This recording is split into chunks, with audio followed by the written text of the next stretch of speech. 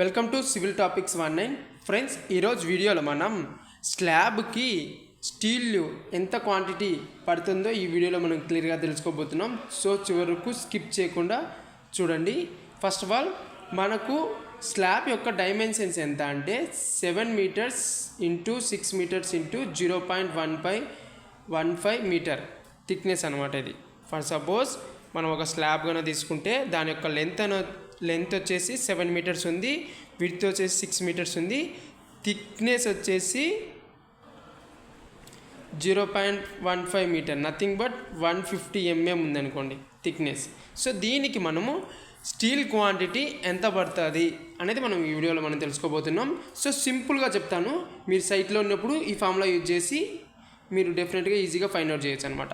First మనకు length 7 metres, width 6 metres, thickness of slab వచ్చేసి 0.15 metres, nothing but 150 mm అనుకోండి మీకు అండర్స్టాండింగ్ పర్పస్. సో మనం ఫస్ట్ దీనికి మనం వాల్యూమ్ అనుకోవాలన్నమాట. ఈ టోటల్ ఈ ఇచ్చిన డైమెన్షన్స్కి మనం వాల్యూమ్ అనుకోవాలి. వాల్యూమ్ యొక్క స్లాబ్ యొక్క వాల్యూమ్ అనుకోవాలి. దానికి ఫార్ములా ఏంది, length into width into thickness అనమాట. ఫస్ట్ స్టెప్ వచ్చేసి వాల్యూమ్ అనుకుంటున్నాం.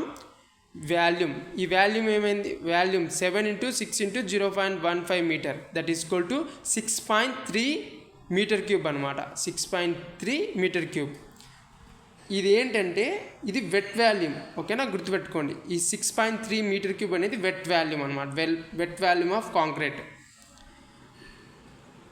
ఓకేనా. ఇది వాల్యూమ్ ఆఫ్ స్లాబ్ ఉంది కదా, ఇక్కడ volume of slab for concrete అని రాసుకుందాం, కాంక్రీట్, ఓకేనా. మనము ఈ స్లాబ్కు 6.3 మీటర్ క్యూబ్ కాంక్రీటింగ్ అనేది చేయాలన్నమాట. సో సెకండ్ స్టెప్ వచ్చేసి apply the thumb rule for steel in slab. ఇప్పుడు maximum 1% to 1.5% of wet volume concrete ఈ స్టీల్, ఓకేనా. ఇది మీనింగ్ ఏంటంటే ఇప్పుడు మనం స్టీల్ క్యాల్కులేషన్ కనుక్కోవాలనుకోండి స్లాబ్కి, దాంట్లో 1% of wet volume of concrete. Wet volume for suppose 100 ఉందనుకోండి, బెటర్ అండర్స్టాండింగ్ పర్పస్ దీనికి కొంచెం బియాండ్ ఫర్ సపోజ్ ఇది వెట్ వాల్యూమ్ అనేది 100 m³ ఉందనుకోండి, మనకు అందులో 1% ఉండాలన్నమాట. 100లో 1% స్టీల్ అనేది డెఫినెట్గా ప్లేస్ చేయాలి. సో ఇప్పుడు మనకు యాజ్ పర్ థంబ్ రూల్స్ ప్రకారం 1% అనేది మినిమం, 1.5% అనేది మ్యాక్సిమం.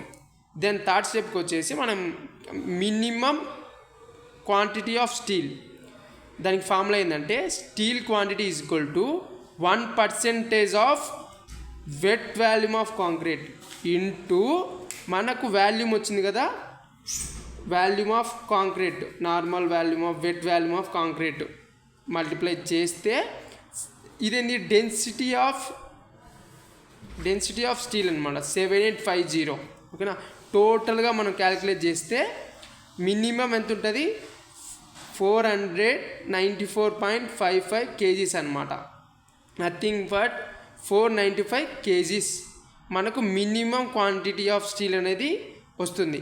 మ్యాక్సిమం కనుక్కోవాలంటే సేమ్, మ్యాక్సిమం అంటే ఎంత, 1.5.